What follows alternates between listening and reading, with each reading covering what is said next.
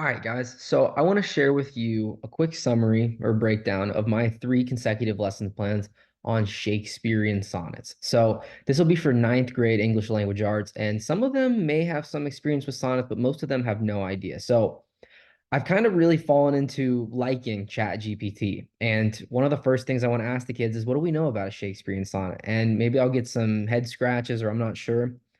Then I want to give them the idea, well, why don't you go ask Chat GPT and type in what is a Shakespearean sonnet? And I like the idea of us like making a list on the whiteboard or like their own list, but some type of combination of information so we can do that before we even get a start on the notes. So then again, notes aren't the most fun thing. They never have been, but sometimes they're still necessary. So how can we make them fun in a way? I like to do these like digital interactive PowerPoints where they almost get like a slide deck and they can write on the slide deck and they can go through and they'll have like videos to watch. They will have pictures to see. And for this one specifically, I want to play a lot of audio recordings of what sonnets sound like read aloud. Obviously, we can't find what Shakespeare sounded like when he was read aloud, but if we could get the kids to buy into this, that would be a lot of fun. So some of this information, what is the rhyme scheme, iambic pentameter, quatrains and couplets, some common themes we might see, go through that way. Then I'm going to have the kids get into groups of 4 or 5, whoever's at like at their table or near them. And I want them to open up a website called Cami, which I would open here, but you got to pay for it. And my school pays for it, but my personal laptop does not have it. But Cami is basically like Google Docs, but you can take any PDF and just write on it. So let's say like I go to Sonnet 116 here and I say as a group, all right, guys, what I want you to do is write the rhyme scheme or find the rhyme scheme of Sonnet 116. So they can write here like A, B, and they can write literally on the document. Now, you can copy and paste this into Google Docs, but we all know what happens when you try to copy and paste something foreign to Google Docs into Google Docs. It turns into a mess. So this would be one way to do that.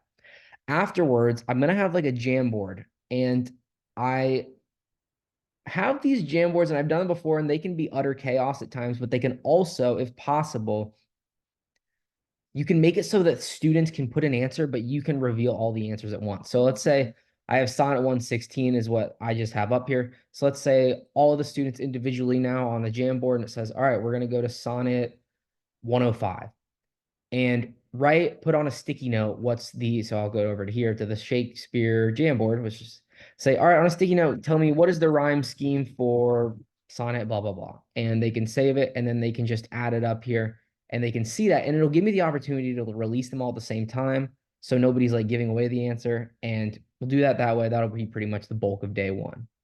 Day two, I want to start with a like short little Kahoot, because who doesn't love a good fun Kahoot, where I ask them some questions about figurative language, because obviously tons of figurative language in Shakespearean sonnets. So I might say, what do we know about similes, metaphors, personification, hyperboles, idioms? Maybe we don't know. Maybe you know what a simile is. You should hopefully know what a simile by a metaphor is by ninth grade. But if you don't, let's start again with Chat GPT. So rather than, all right, here's your definition sheet, go look up the words, ask Chat GPT, what's a simile? What's a metaphor? It'll give you a definition. And then what I want you to do is find an example. Go ahead and ask Chat GPT the example as well. It's an interactive way of them getting definitions without just copy and paste, and it's like not killing the soul. So I think this would be fun.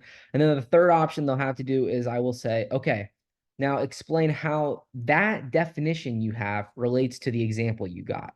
So if you have the simile as a comparison of like or as, and then it's like, it's cold as the Arctic out here today. If you want to explain that connection and ask ChatGPT, you can ask them, but I think it would be a lot easier for you to just write it out yourself. After that, I want to go back to Jamboard for day two, and I'm going to put up Sonnet 143 here as a group, and this is one of my favorite sonnets. And with this Jamboard, I want them to focus on finding the figurative language. So this one we'll do as a class. So I'll say, Lois, careful housewife runs to catch. One of her feathered creatures broke away. Sets down her babe and makes all swift dispatch in pursuit of the thing that she would have stay. So we're looking at this. Is there any figurative language in here? And I'm going to, as the teacher, I can go through here and I can literally circle like, oh, here's something here. Here's something here. And I just want to show them what I want them to do.